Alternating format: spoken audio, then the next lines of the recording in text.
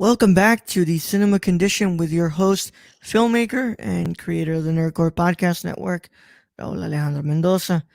As always, we are back for another week and another week with another movie and another guest.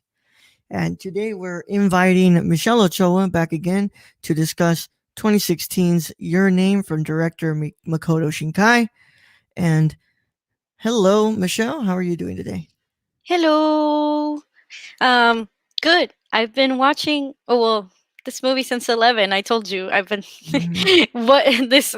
What 2 hour? No, 1 hour and a half movie took me like 3 hours to watch, Yep. but it was completely worth it. It's been a good morning just because I've been watching this movie. I'm glad it is. We're back for season two. It's your first time on season two. Things have changed a little bit. We're on a video now. You know, we couldn't do this in person like we did like the other ones Oh, before. Yeah, because the first time you guys listened to Michelle, we were actually doing it in person as we did our episode on Makoto Shinkai's The Garden of Words. And then the second one, we did it over remote, I think. It was remotely. yeah. But yeah, but of course, that's because there is a current pandemic going throughout the world, and I cannot see Michelle in person at the moment. But we're still doing it. We're still doing things here, and it's really nice to invite you back for season two. And I'm glad that you wanted to come back. And even though I got the movie confused that we were supposed to do, and then last minute you changed it, and you're like, "Yeah, no, we're good. Let's start with Your Name first. Yeah. We'll leave Children Who Changed Lost Voices for the last movie." It's all good. It's all good. I remember if you listen back to that episode, like I Yeah. said what I wanted, and then you like changed it. I'm like, all right, I'll just go with it. I get confused. That's not my fault. That I'm gonna act like that isn't my fault, right? But I'm glad that you're back. Michelle was here for last season to do, of course, the Garden of Words, and she also did 5 centimeters per second. This was her pick.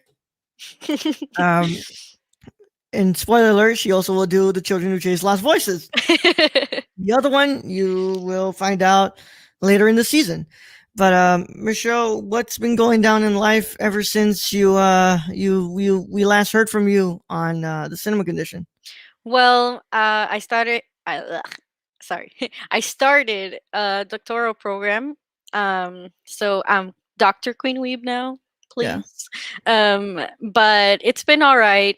Um, it's I'm really happy to be back because I think this is a completely like different space than the ones I'm usually in, and Mhm. it kind of um gives me a moment to actually analyze and think about what Shinkai was trying to do in his movies, and those little things that at the beginning you might have not Yeah. noticed, or that the creator might not want you to see, but then like if you are really paying attention to the details, like really really really put Mhm. the attention to it, you might see like, oh, he was trying to Mhm. do this and that. So I really like cinema condition because it gives me a space to Mhm. really think about these films as what they are, as what the or what in this case Shinkai is trying to let us know in his film. Yeah. What he's trying to say. Hmm. Yeah, I mean, like, a lot of other people, like, Brad says The Impaired Files is his favorite show, but Michelle likes the cinema condition a lot. And so much to the point that when people ask her what show she does, she sends them the cinema condition. Yeah. Yeah, she goes, "This is the only one I'm comfortable with you guys knowing that I'm on, because everything else, Do not look me up anywhere else. anywhere else." But yeah, this is the fifth episode of season two of the Cinema Condition. This is episode 35, which means that yay, we made it. We made it to the first 5 episodes of season five. We're gonna keep going along and keep making our way. But yeah, that means this is the last time I'm probably gonna update you all on this. As always, these episodes are what's it called? Are discussed in the manner of the fact that you probably watched this film already. So, if you have a problem with spoilers, then this probably isn't the show for you to be watching. Once again, this is not a review show. This is mostly a conversation about the themes and the elements of what makes the film and what the director themselves and the writers are trying to say in the movie. So, in this, whether you like it or not is not the question. It's about what the movie has to say, rather than what you enjoy about the movie. So, of course, Michelle's a patron of this show, of the network. Michelle gets this episode early before anybody else does. She also gets to watch it in video format. And if you would like to get in on that, you just need to go to www.patreon.com/thenerdcore, CORPS, and you pledge $1 a month and you get our beautiful faces, what's it called, directly to your TV, phone, tablet, and it doesn't matter. Computer, it will be there and you'll be able to see this in video form and early before it ever releases. Like we're talking about like a couple like weeks, like I think it's gonna be like 3 weeks early before it premieres.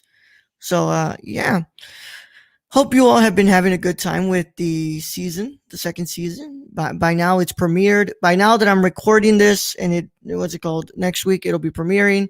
But I don't want to confuse anybody. But yeah, hope that you all have been enjoying the first 5 episodes of the Cinema Condition. And next we'll start introducing more of these movies and letting in some new guests. Some old ones are gonna come back. But I'm really excited for this, and Cinema Condition is probably one of my favorite shows I get to do because of just I get to discuss what I do basically every day. I basically read film analysis books, and I am really into what's it called, going in deep into these things. So I thank you all so much for making Cinema Condition as successful as it is, and I thank the people who come in to help me do these episodes. So yeah, that's other than that, you've been podcasting with us, right? You've been having fun there. A lot of other things, but that's you've been doing the doctor program. Yeah, it's been hard. Had to take a huge break. Uh, Hmm. my brain needed a break, and I'm about to start a new semester, so we'll see. Hmm. This will keep me alive. Yeah, that's good. That's good. But I'm glad you make the time to be here. Of course. Yeah. All right, guys. With that being said, I'm going to go ahead and introduce you all to Makoto Shinkai's Your Name, and then we will get started on the conversation itself. We have discussed the director Makoto Shinkai at helms at great lengths. Michelle did call dibs on all his movies, so we've been steadily going through all of his movies. We've done 2 of them before this. We have 3 more coming down the pipe, and this one is one of them. So I don't have to introduce the filmmaker known as Makoto Shinkai. I would just introduce his film Your Name 2016. So the idea for Your Name came out in his head after he visited. And I'm gonna misspell this. I'm gonna mispronounce this so bad. It's fine. Yuriage Natori Miyagi Perfection in July of 2011 after the Great East Japan earthquake. You know, Makoto Shinkai had this revelation that this really could have been his home in his town that he grew up in and that he lived in. So he wanted to make a movie about the lives of the victims of that. Make a movie about the lives of the people that were in Yuriage during this time, and what would happen if you would swap bodies with the people who are watching the film. And thus he created this film, and he had a lot of what's it called inspirations for this movie, but one very much what's it called caught my eye. One of his inspirations for the film was Christopher Nolan's 2014 film Interstellar, one of my favorite movies of all time, and I was very interested to see that was one of his inspiration for the movie. He took inspirations for the fictional town of Itomori from real locations in Japan. Of course, it's well known. You guys like there's like accounts on Twitter dedicated to showing the real life locations and how they look in the Mhm. anime, in the animated version of it. So they were very much real locations that Makoto animated from real life. And the last thing I can tell you all about is that there's a live action remake for the United States, and it's set to be produced by J.J. Abrams and Jenny Kawamura, and it's written from a script by Emily V. Gordon, and is being directed by Minari director Lee Isaac Chung from a Western point of view, as asked by Toho, that they specifically asked that the remake be done from a Western point of view. Uh, Interesting. I thought that was just the no, No, it was specifically asked from Toho to be done from a Western point of view, and the characters will be a Native American woman and another man living in Chicago. So Mm. uh, yeah, Your Name looks at the characters of Taki. Taki and Mitsuha. Taki and Mitsuha basically, what's it called, swap bodies. But there's a little bit of a little bit of a spice in there going on. Um, Mitsuha is living 3 years ago in a different time before a comet breaks off and destroys the town of Itumori. And Taki is living 3 years, what's called, in the future after the town of Itumori has been destroyed. And they swap bodies and what's it called and experience lives differently. Their lives differently as Mitsuha, while in Taki's body, is experiencing life in the vast city of Tokyo, while Taki in Mitsuha's body is experiencing life in a rural village in Itumori. And as they continue to live life between two different bodies, things get a little bit complicated as feelings of intimacy begin, and the world could be collapsing in front of them in any moment. So, uh, with that being said, let's go ahead and get into our conversation on Makoto Shinkai's Your Name. All right, Michelle. What's it called? You you picked this film. I picked. I guess I what's it called? I switched it up on you. That's the way it should It's be. okay. Second time around, it was really interesting to watch this film, knowing everything that was going down and having explored more of Shinkai in his movies. Like I said, this is not a review show. I'm not going to get into whether I liked the film second time around, or whether I didn't like it the second time around. But it was really interesting and really what's it called? Great to pay a little bit more attention to some of the stuff that's being done in the background. You know, so I really really enjoyed what's it called, being able to see this for a second time. So thank you for picking this film because it was really nice to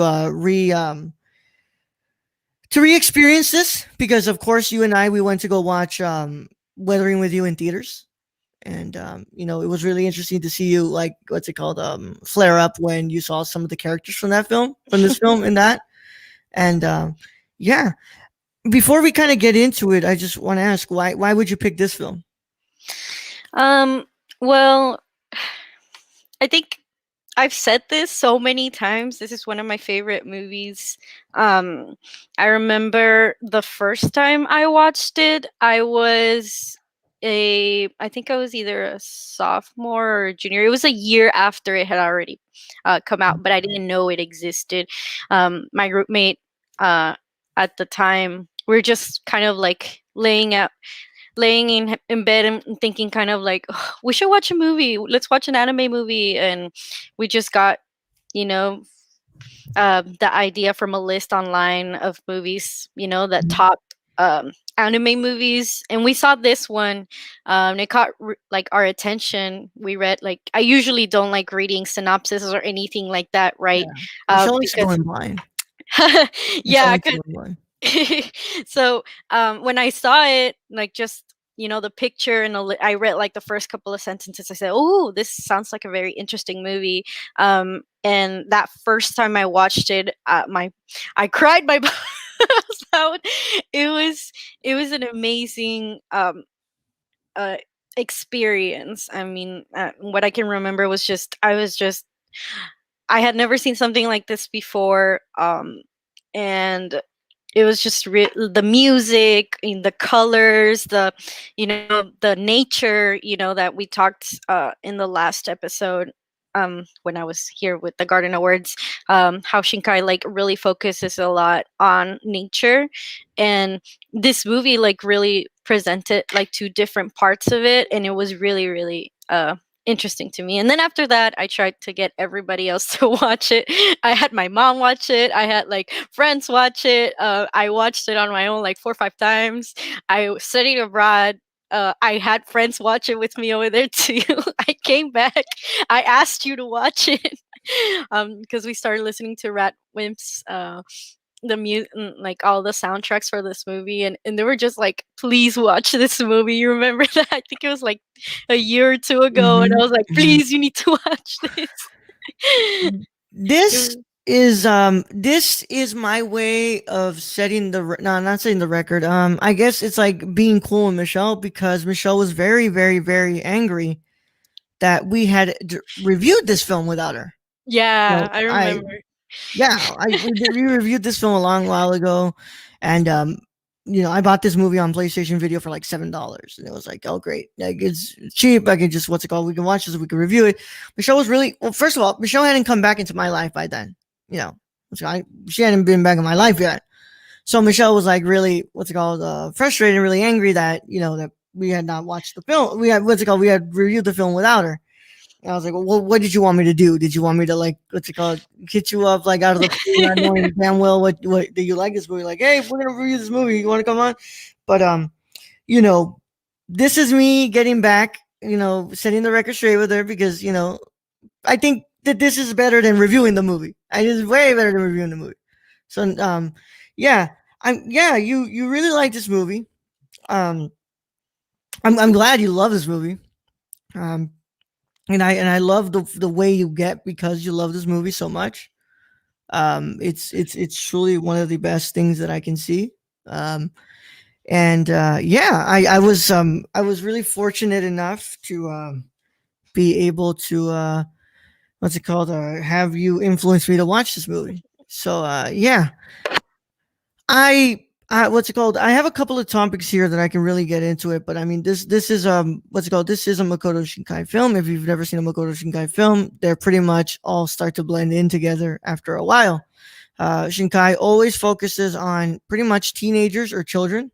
He always or young adults. He tends to set his films within the city, or he usually contrasts the life between the city and the rural areas. And they always, usually most of the time, include a great score by the Radwimps. And yeah, um, what's it called? I want to kind of get into this. It's really interesting, especially in this one. He kind of does it a lot more. In there, it's not as Well, I don't take Shinkai for a very subtle filmmaker. I think that it's very out there what he does, but um I think that in here is probably the most prominent way that he kind of discusses the life of the city and the life of like these villages, these rural villages.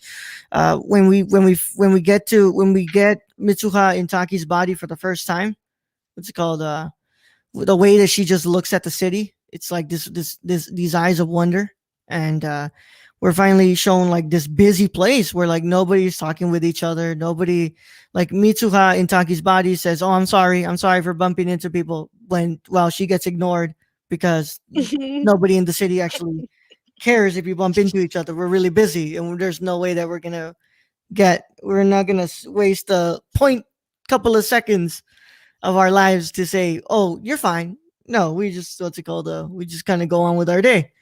Um, and it's I think that it's interesting, when also when Taki's in Mitsuha's body and he's like, well, what's this? Like, I've never been in this place before. I've only known Tokyo most of my life, and you know, he kind of feels out of place in her body specifically because it's not this big area where he can just run off and go to a cafe and hang out.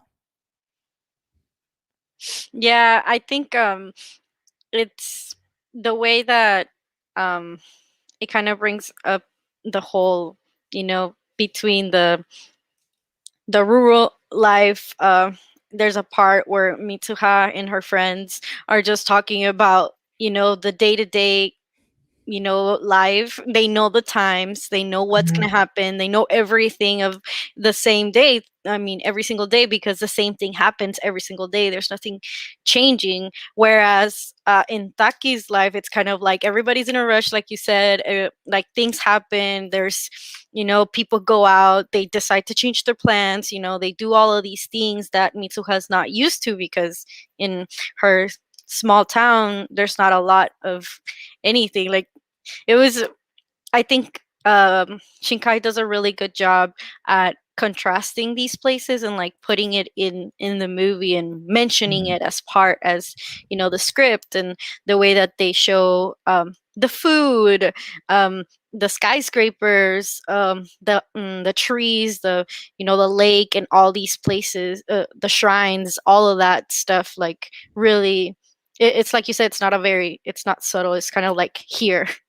Yeah, here it Here's is. the yeah, like here's the main difference between like these both places that these people are coming from, and like experience, and how they react to the opposite part, of what they're used to living by. Yeah. One of the most prominent things that you'll see in this film that's very different is that I'm never gonna forget. I'm never gonna remember this. What it is, but it's the I can never remember the name of what this is called. But the whole ceremony, of the The musubi or something like that. yeah, the Yeah, fertilized rice that becomes what's I it think called, it's fermented and musubi. becomes alcohol. Yeah. Yeah, and That was beautiful. oh That was yeah, beautiful. just how different, everybody else is like, oh, we know who that is. Like, well, first of all, I mean, everybody's gonna know who Mitsuha is because she is the mayor's daughter. How are you not gonna know who she Yeah, is? to Like, start yeah, off. but then that happens, and pretty much everybody in the town is around and they're watching, and you see how that's very different from like the city where nothing really is happening, like nothing as intimate as that is happening in the city. You know? Nobody knows anybody, and in this one it's kind of like, oh, is that whose daughter, and oh my god, they're already really, oh, they've grown so much, and blah blah blah, so it's Mhm. kind of like more intimate, like you said. The Kuchi Kamizake. Yeah. Yeah, that's what it was. Kamisake.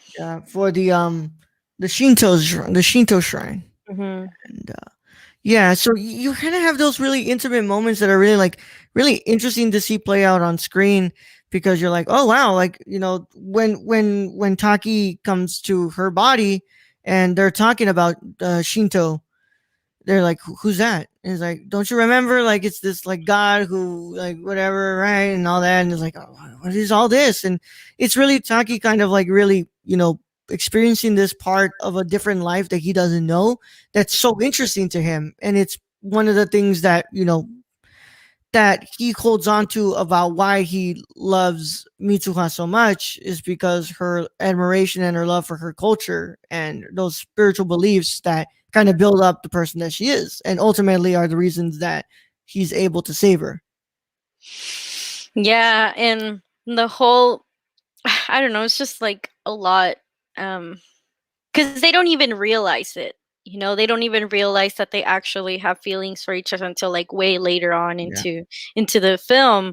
Um, it's kind of just these two people that don't know anything about each other that are really trying to Yeah. live the life of the other without like messing it up as much. But and they end up getting to know each other, and like what everybody thinks about them, and how I think the really really cool part, um that I did notice, is that the people around them notice right away when they are not them, if Yeah. that makes sense, because they those are the parts that you do see that are very similar to each other, like at least the people around them are able to you know tell who, like when Taki's not being himself, or when Mitsuha's not being himself, or um Mhm. the part where the grandma actually already like kind of realizes that Yeah. something's going on with Mitsuha because it happened to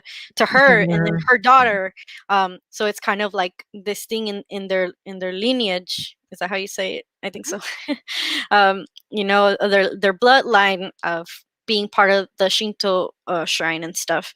Um, and having the people around them really point out like these little differences, uh, that let them know whether they are acting as themselves or not, is, I think it's really important or really cool that at least these people that you hold dear to yourself can recognize when you're not being yourself. I thought Mhm. that was really cool. It's also really interesting the way that, like, I'm a guy living in a girl's body, you know. Eventually, like you're like, okay, like I want to just sit like the way that a man sits, right, with his legs open, Hmm. but she's Yeah. wearing a skirt, and she's being reprimanded. He's being reprimanded because it's like that's not what ladies do, or like hey, when they're making fun of her, he wants to push the The desk. the desk over, wants to act up because as a man you have the liberty to do that, but as a woman, if you do that, you are seen as ferocious, as a bitch, Mhm. as what's it called, as feisty.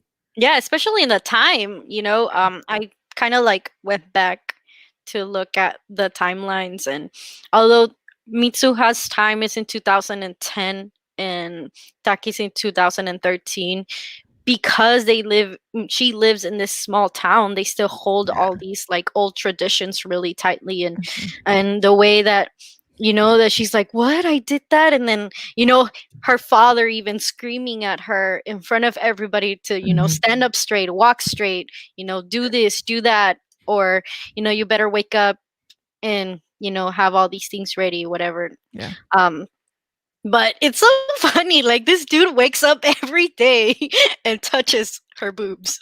It's like, Yeah, you yeah, real? yeah. Like even after they're like, I don't like they put a rule that they are not supposed to touch each other's privates.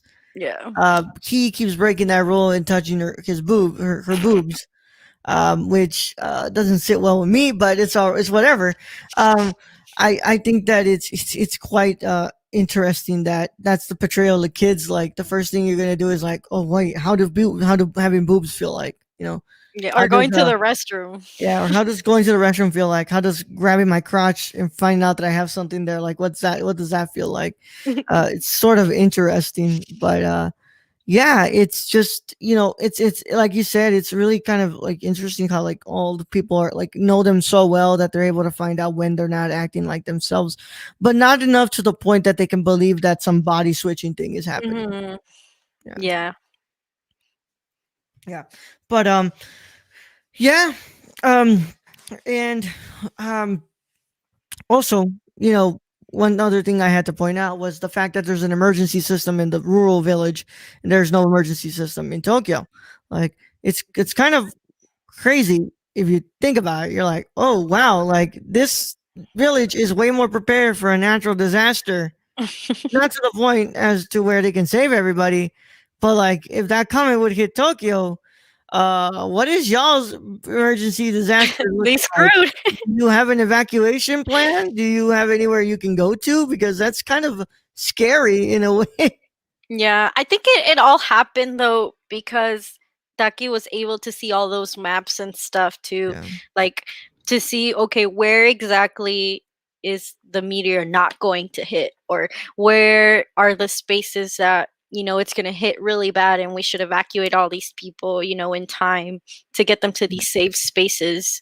But like you said, there's no the big you know areas and stuff like that don't really have anything like that. Or for example, I was up in the mountains recently, and then there is a siren going on in New Mexico, and we're all like, oh my god, what's going on, what's going on, what's gonna happen? And I feel like that's how people who don't live in the town would react, because you're not used to these drills. Like later on, someone from town told us, oh, that was just a drill to let us know there's forest fires, blah blah blah blah. Yeah. And here it's kind of like, what are they doing? Like, why are they playing this loud thing? Or even when we're at school and they start with those um with the sirens and whatnot, like we don't know what's going on. We wouldn't even know how to react to these drills or whatever, because they don't think it's gonna happen or something. Because even when we go, there's like a point where Taki's back, I think it's later on in the movie, in his body, whatever, and he's watching the comet. And he and you and Shinkai like basically plays what the news is saying, Mhm. and they're saying, oh, there's not a really high risk of it falling in a town. It doesn't seem like anything's gonna happen, and blah blah blah. So don't freak out, like don't freak out, it's gonna be fine. And then you hear later on it's like, oh, we can't tell the trajectory of the comet, what's gonna happen, and then everything explodes. Yeah. And the characters, who these two are is it's really important within to the film. So you have Mitsuha, who's a very reserved woman who is very what's it called has a very wanderlust attitude in a way. She Mhm. dreams about going to the city and what's it called, working there and staying there and wanting to be there because she wants a change of lifestyle. She doesn't want to be stuck in this same old village and kind of just stay around. Even though a lot of her friends seem to have that idea. One of the points in the movies where what's it called, this other girl asked this guy, one of her friends, like, what do you want to do after high school? And he goes, well, I'm probably just going to stay here and keep working here because, like, pretty much what else am I supposed to do? Like, I'm just going to stay here, kind of stay in this town. This idea that there's nothing else that you can do, right? Like, Mhm. you're kind of chained to your hometown, and any idea of leaving is kind of anxiety inducing or really like, a challenge for you.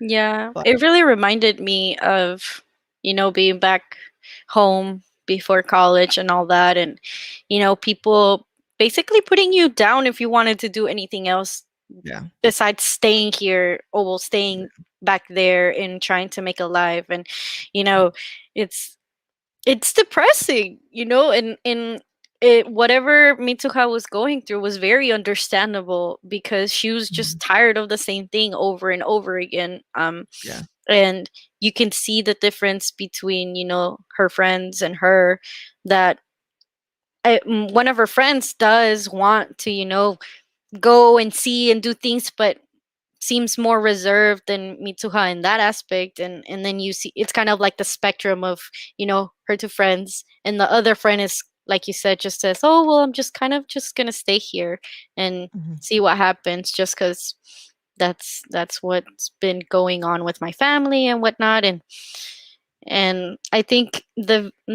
one of the big reasons why Mitsuha is kind of like this is because of her father, because Yeah. of, the way that her father treated her. Because I don't know, I feel like if it were her mom had not passed away, um probably they'd be all still in the shrine, and trying to get through it and whatnot. But because the father decided, to go into politics and doing all these things, and she was just tired of it all. She was just tired of everybody, looking at her and expecting things from her, when all she wanted to do was just, be wondrous and, you Yeah. know look into what can happen next, but without, disregarding her duties, and, her care for her shrine, and, oh well, like her religious and her beliefs with her grandmother and everything. So I think that's really beautiful, that she'll remember where she's from and everything, because she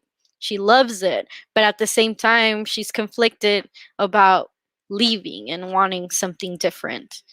Mhm. And also, she kind of realizes that, she still loves the idea of the city. I mean, it's the reason why she kind of goes there. What's it called? At the end, but she also realizes that the life of the city doesn't really come with, it's easy. What's it called? Routes, right? Hmm. She has to work. She has to work because first thing she does is she realizes she's in Tokyo.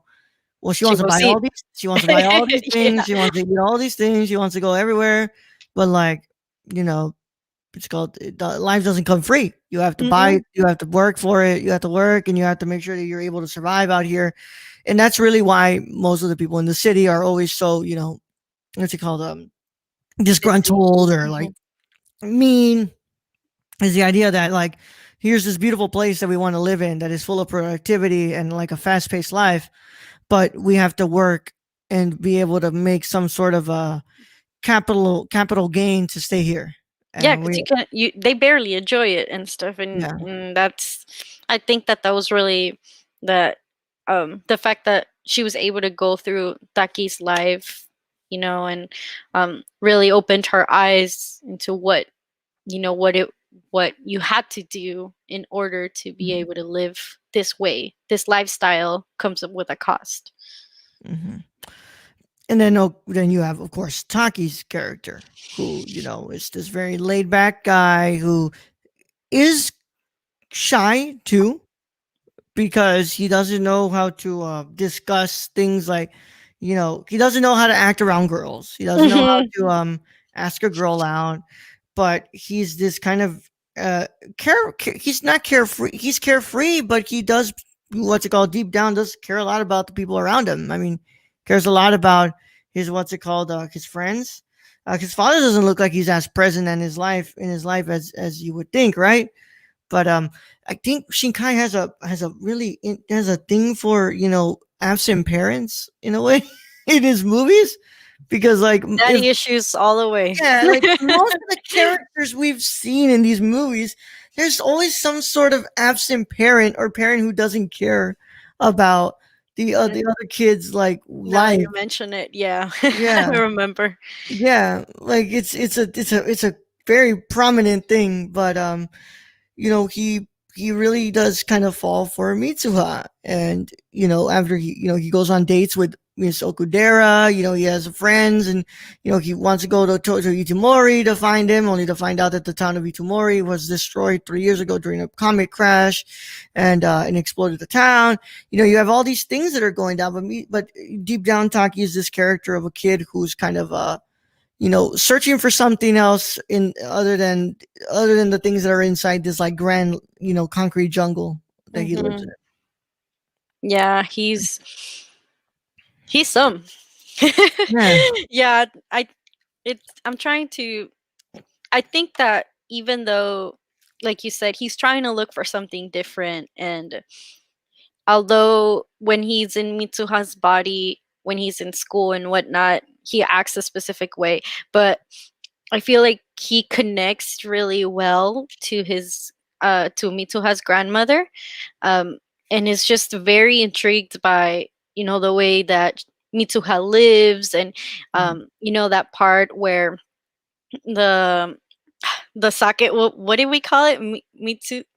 The Kuji Ku- the Kuji ku- Kamichake, I think. Hold on. Kushikami sake or something like that. Kushi Kamizake. Kushikami Yeah. sake. And he holds it, and that when the grandma's explaining, they're going up the mountain, and the grandma's explaining things to Taki and Mitsuha's body, um, about the connections, that the threads and what it means in the timeline, basically, or in the universe, and what things bring together, what brings people together, what brings nature together. And he really um, finds it really not just interesting, but kind of begins to understand why Mitsuha is the way that she is, kind of, Mm-hmm. or just respects that part of her life. And I remember that one part where um, the grandma gives the kushikami sake to him and says, like, this is half of you, of Mitsuha, because that's what the whole process was of Yeah. putting the rice and becoming it sake, whatever. You're Yeah. putting half of you inside You've here as part, you know hmm of this tradition that they've done for many years in their life. And I love how he recognizes, oh, this is half of her. And then later on in the movie, he's like, oh, I can probably, like, get to her because this is half of her. So I love that part where he drinks the sake and he sees half of, oh, well, like, the life of Mitsuha, like, since she was born. I thought that was super beautiful, and like how then, you know, beautifully animated. yes, it, like, the colors, the Yeah. start, even just the start of the cell and everything forming. I was not expecting any of that, which is really, really beautiful, because then suddenly it's like, oh, the baby cries, oh, like, they cut the cord, oh, she starts growing up, she starts learning, loses family. Like, I think Shinkai does a really well job of summing up a person's life, or at least Mitsuha's life. Um, that it didn't seem completely rushed, because it was of course, like it had to go in a specific time, but I thought that it was like really well paced as far as, Mitsuha's life, and for Taki to understand or to see Mitsuha's life, and then kind of like going to the point where they actually meet each other. And it was just really, really beautiful getting to that part. Yeah, and I think it's safe to say you really like a girl. You really love a girl when you're willing to drink her saliva. Of course, you had to say something about. Yeah, that was yeah. That is that. But we'll continue our conversation on Makoto Shinkai's Your Name when we return from this commercial break. But in the meantime, please listen to these words from our sister shows on the Nerdcore Podcast Network. Hey, I'm Raul Mendoza, and this is Jabril Newton. And we are the hosts of High Flyer Radio. And finally, pro wrestling has come back to the Nerdcore Podcast feed in the form of a show hosted by Jabril and I. And we talk about everything and anything in the pro wrestling world on Mondays at 3 p.m. Central Standard Time. Nothing's off limits. Whatever you guys want to talk about, if it's from AEW to SmackDown to Raw to NXT, nothing's off the table. We can talk about it. We're going to talk all about it. And if you can get it a day early, you should go to the www.patreon.com/thenerdcore and pledge to the tiers on there so you can get this show and a lot of shows days early before anybody else gets to hear it. But enough talking about it. We'll go ahead and see you there at the Squared Circle. Oh, yeah. Don't tap out. Tune in. Tune in. Hello, hello, hello, guys and gals, and you're listening to The Ladies of Nerdcore. I am your host, Daniela Nunez, and along with my amazing co-host, Ashley Garcia, we discuss many things like social impact, pop culture, political realms, and any controversy surrounding the Nerdverse. Tune in and listen to us bi-weekly on the Nerdcore podcast feed, and we will love to chat and hear your thoughts on our wonderful show. And thank you again for listening to The Ladies of Nerdcore. Hey everyone, my name is Raul, the Nerdy Chicano, and I am the host of The Impaired Files. The Impaired Files is a interview show brought to you every Thursday on the Nerdcore podcast feed. And I interview people such as filmmakers, content creators on YouTube, and podcasters like Colton Geschwander. And if you want to listen to that early, a whole week early, all you got to do is go to the Patreon and pledge to the $1 tier. And if you want to listen to it with the general public, then go to Nerdcore podcast feed on anchor.fm/the Nerdcore. And the case is closed, but it's not classified. See you guys there. Hey, it's Ashley from the Gamer Core. You may remember me from such episodes as Big Screen Mess, Mo Money Mo Platforms, and Brad Can Read. Tune in weekly as I blab with my co-hosts Raul the Nerdy Chicano and Brad the Random Germ about the latest news in gaming and gush over what we're playing at the moment. Oh yeah, and we got the deals too. Keep up with the latest deals in gaming and what's happening as I mediate Brad and Raul fighting like a married couple. Will Death Stranding ever come out? Will Cyberpunk 2077 live up to the hype? Is a next-gen worth a $500 console price tag? And has there ever been a movie adaptation of a video game that's been done right? It's all on the Gamer Core podcast, everywhere where podcasts are. Hey guys, this is Brad, aka Young Yoda. Raul said I had to make an ad, so that's what I'm doing.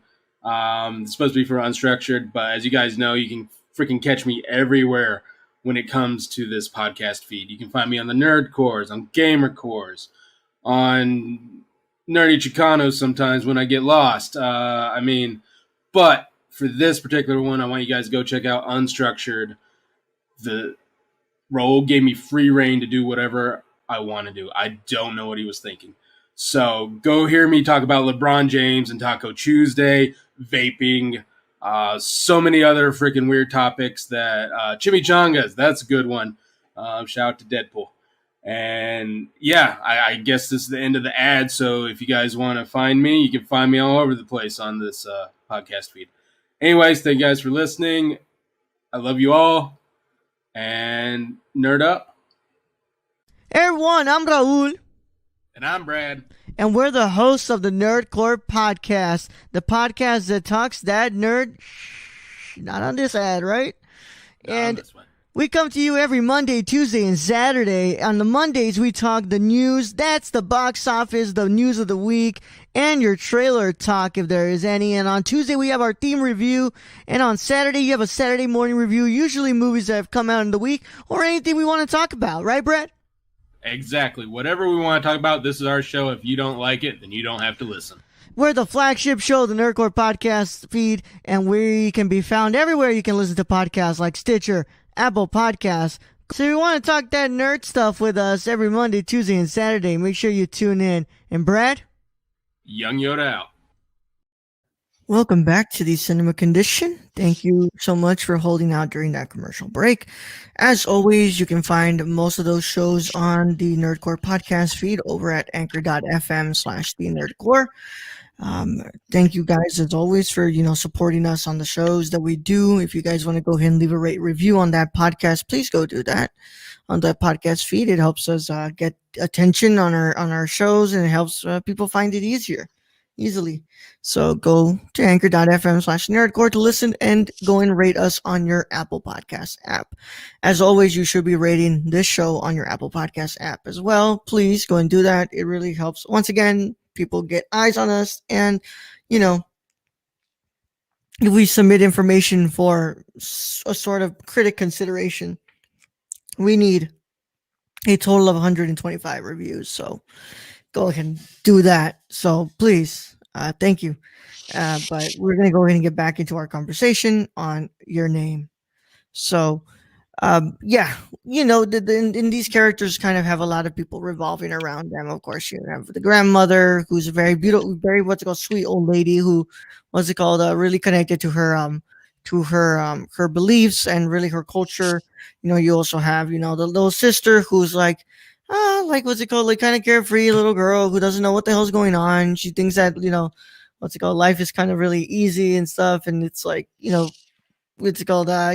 like, oh, I don't know. The Mitsuha's there to tell her, like, no, I gotta have money to live there. Like, I have to think about liquor laws, and I can't be just selling my sake like that.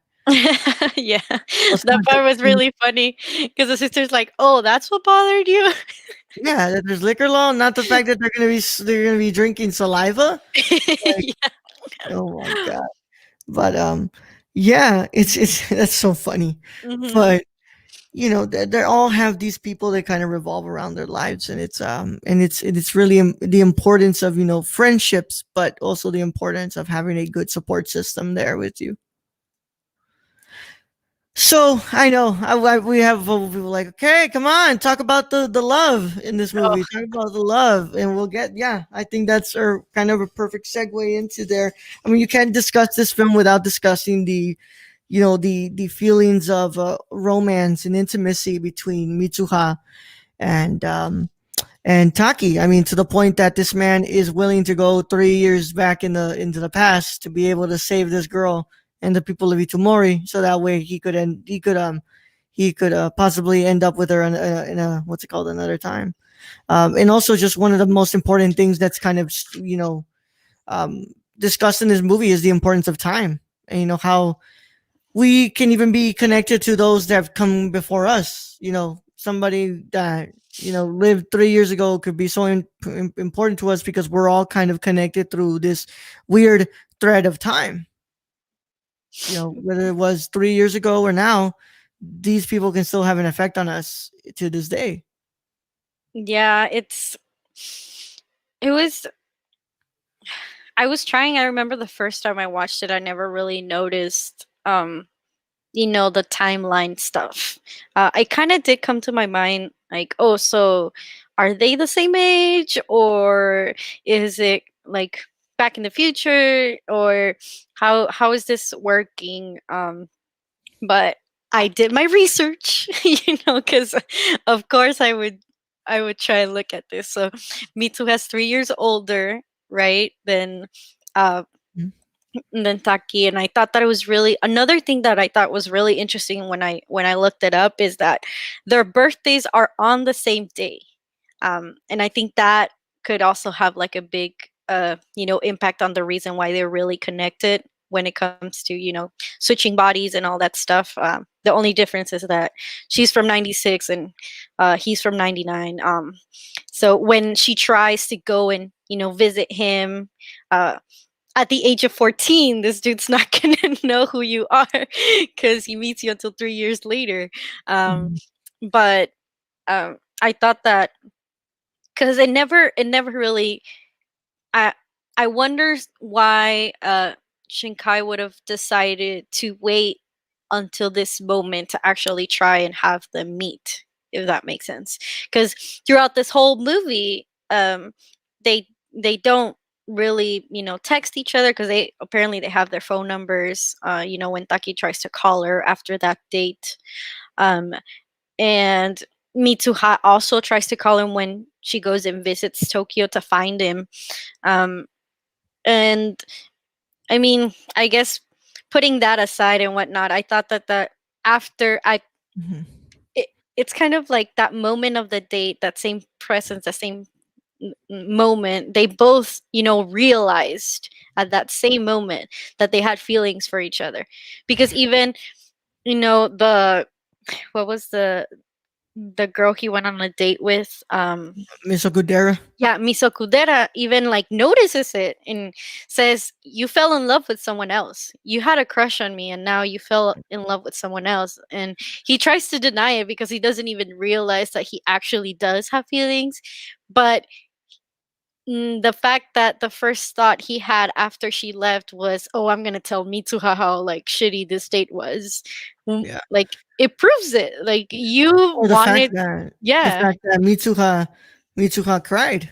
because it was the day of the date, and she was willing to go all the way to Tokyo to possibly find them, and possibly break up that date there, so she could Mhm. insert herself into it, so that way she could be with him. Yeah.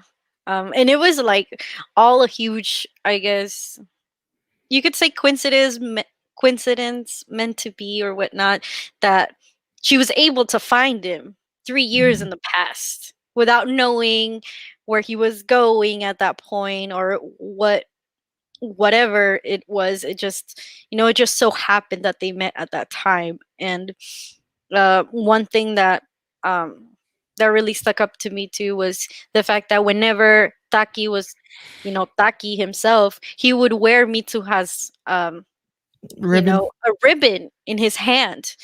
Um, but he didn't even know what was going on, and nobody. I'm pretty sure the audience doesn't really notice it until later on that that's Mitsuha's ribbon. That Mhm. they met at some point, yet she's wearing her own ribbon, and then suddenly she's not anymore towards the end of the movie, and it's Mhm. like, okay, this is important. And Mhm. I just think the way that they end up meeting at the end was just beautiful. It was I don't have any other words to express it. I remember when I watched it, like I'm like they're almost there. Even today, I screamed. I'm like, they're gonna meet each other. But rocking like in the sea, just kind of like waiting, even though I've seen this movie so many times, and just waiting for that moment when at half light they meet at that point specific, Mhm. and how Mitsuha sees in Taki's body how Itomori was gone, Mhm. 3 years in the future. Um, and just kind of like the fact that they didn't even talk about, you know, Itomori or, anything that was, that they had to plan and whatnot to save. The first thing that they said to each other was just like, oh, it's you, you know, you're going to comment on my hair, you're going to say all these things about, hey, Mhm. you've been touching my boobs this whole time. Like just having a normal conversation, like if nothing Mhm. else existed, was just so beautiful. And that's like really, I think that that's really like love in that moment where nothing else matters. It Yeah. doesn't matter if you're about to die right now. I just, I want You're to, moments away from dying. It doesn't matter. You're in front it of the doesn't person. matter. You're in You're in front of front of this. this person who you really care for and really deeply admire and love, and the world is crashing around you, but your focus is on just this one person, and so much to the point that you put you ask the person to write their names on each other's palms, because on their hands, because Oh, there's a what's it called, a chance that you might not remember the person's name, but instead of writing your name, you write that you love them. And and it's this, us as humans, we come around these people who at this specific time right now, it might not be the right time for us to pursue something with that person, but down the line, there could be a couple of years down the line that finally things will be right. Things will be able to go down the way they need to go down. There's no what's it called, there's no obstacle in front of us that could stop us from being together, and we can finally be together. And in that way, it's presented here because this grand obstacle that's in the way of this town possibly obliterating this one person who Taki loves more than anything in this world, but will forget their name and forget how they look. But there's just something in them, specifically an impulse that just reminds them, like, I know who you are, so we should get to know each other again and fall in love. Yeah, I think this is a big you know contrast to 5 centimeters per second. Mhm. The whole theme, I guess, in that other movie that we talked about was the complete opposite. It was kind of like, we weren't meant to stay together, and that kind of like, Mhm. just that's what happens in life. And you move on and you try to move on, and even though the feeling of trying to find someone is still there. And in this one, we see like, oh, this, it worked, but you don't really know, because even at the end of the movie, they kind of just like see each other and ask who they are, but that's it. You don't know what happens afterwards. No. And I think that's really like really important to know that it's the end, or like it will continue in your mind, or like whatever you think could happen between these two people. Like, what if they decide that they really don't, that the people that they were back then was who they fell in love with and not who they are right now. Or Mhm. maybe it did work, and they stayed together, they married, whatever happens Yeah. after that. But it's I Well, think that's that that's the beauty of yeah. that's the beauty of love. Love evolves. Hmm. It changes with it changes with the people that you're together with. Hmm. You find new things to love about that person, and they might cling on to things that they used to be. Like, you might have those what's called specific personality traits that were present in their life before, and they may be there, or some things are changing, but your love for them grows because it changes with the person that they are. Yeah, and I thought that it was really important to also, when Mitsuha goes back, well, because even Taki notices it. It's like, is nobody believing me because I'm not Mitsuha? Like, he was trying to do things his way, Mhm. and then notices like Mitsuha has to be the one to talk to her father. Like, Mitsuha has to be the one, doing these things, because he recognizes that she has something that he doesn't in Mhm. this point. Because even like when Mitsuha realizes like, I can't remember who it was, like I don't remember who was, that I loved and all this stuff, and his friends like, it doesn't matter who it is, like you just gotta keep going, even if at Right. that moment he meant, saving the town and whatnot. It kind of like also, refer to her feelings. It's like, it doesn't matter who it is, you just Mhm. gotta keep going, and you just gotta, hold on to this idea that you had, and you know go Mhm. for it, go and Yeah. um try and do the best you can, Yeah. to go towards that goal. Mhm. And it's really, it's just beautiful. Like, I don't have other words. It's just a really Yeah, it, beautiful it, movie. it doesn't matter who this person is, or it doesn't matter, if life works, that person will still be there. Hmm. Right now, this is life right now, and we need to go through life right now before we can get to the point where we will be with that person, or we can see that person again, or we can, possibly be in a relationship with that person.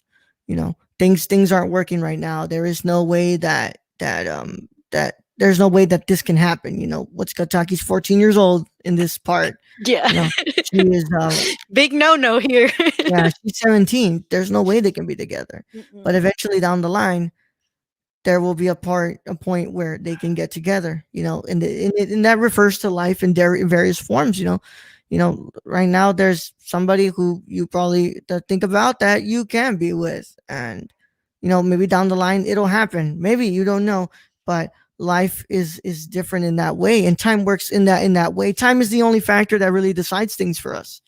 It's all a matter of time and how it's perceived and the way that it plays. But for now, you have to live life as it is right now before you can predict or change things that will happen within your future. And the important thing is that they love you. Whoever it is that person loved you at that point. And I think it's really well demonstrated when she falls, and it's like, I don't know if I should give up. I don't know what I should do. And then kind of like looks at her hand and is like, this does not tell me who you are.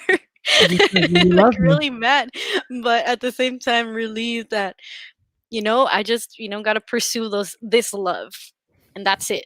Yeah, and it leads us to what's it called? Try to save this city, and Mitsuha, saves the city of Itumori, and the people, it's themselves. They are saved, and years later, Taki is on the raised train station. He can't seems to understand why this one person keeps coming into their head. He can't remember their name. He can't remember the way they look or anything. But as the train passes, there's another train in front of them, and the two trains meet, and he sees Mitsuha on the other train, and Mitsuha sees Taki on the other train, and something snaps within them. They start looking for each other, and while they're on this staircase, they see each other, and they ask each other if they've known each other before, if they've seen each other, and they both can't seem to understand. But what do? They ask each other what's their name. Kimi no namae wa. It's so beautiful. I thought it was amazing how, in order to kind of tell that something, like you said, was snapping in their heads, was that bell.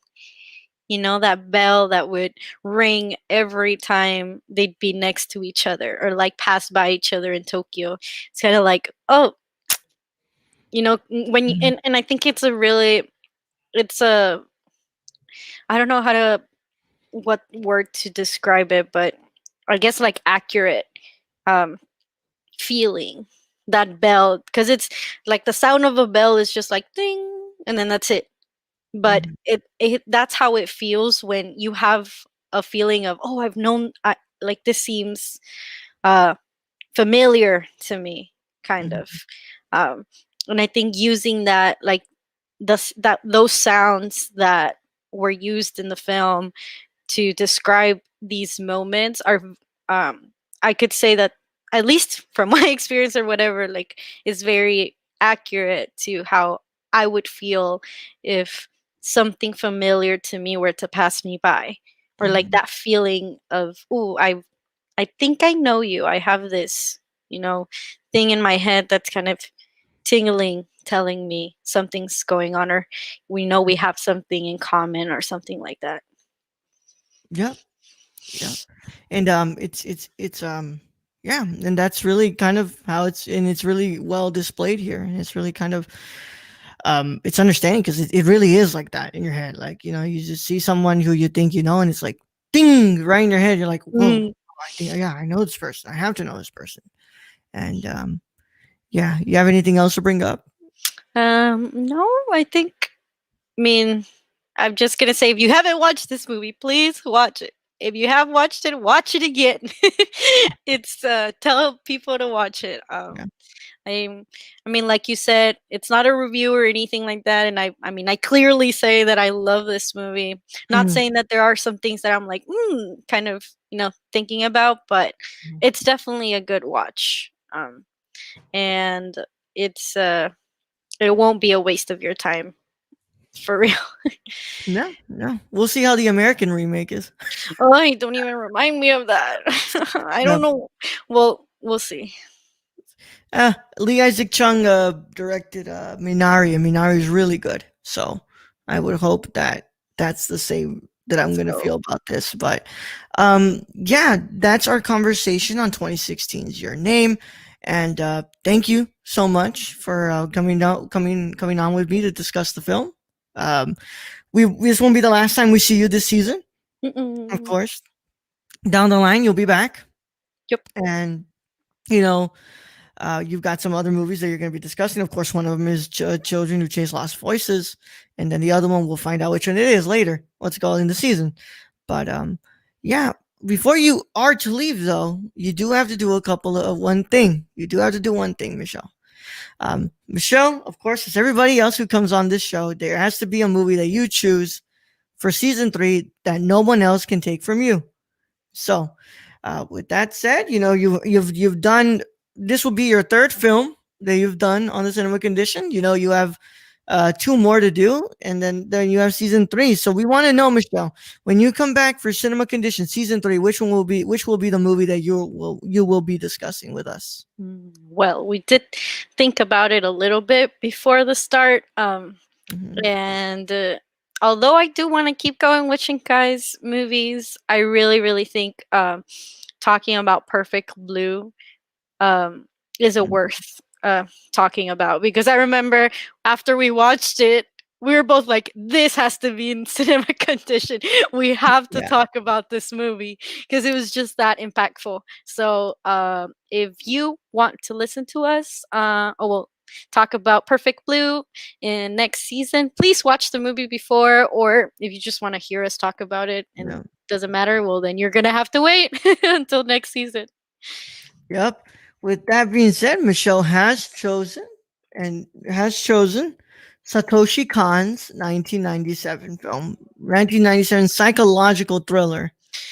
Yes, it's psychological thriller. It's Perfect Blue, one of my favorite movies of all time. I watched this film for my 75 Films from Asia challenge, and this movie's fucking great. This movie's amazing. But I'm gonna let you guys watch it, and you'll have to wait until next season for us to discuss the film. But with that said, Michelle, do you have anywhere that you want to plug up? Where can they find you on the internet? You can always be found on the network. You're doing tons of stuff with us. But other than that, where can they find your ramblings of life and anime? Haha.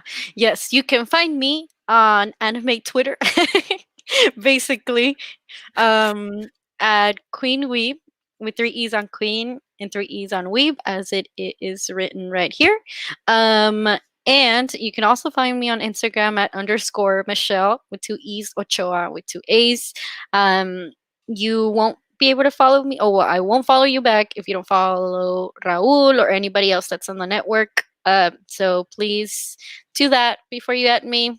I always have like random people add me, and I'm like, I don't know you. But if I know you're a listener, I will add you back. Yep. And with that being said, we want to thank Michelle so much for stopping by on the Cinema Condition. We will be continuing on with season 2 as we return next week with our next movie that we're doing, as we invite Julia Gutierrez. Julia forever. Sorry. Julia Gutierrez back as we discuss Adam Elliott's 2009 film, Mary and Max. And my friends and dear cinephiles, we will see you all on the next one.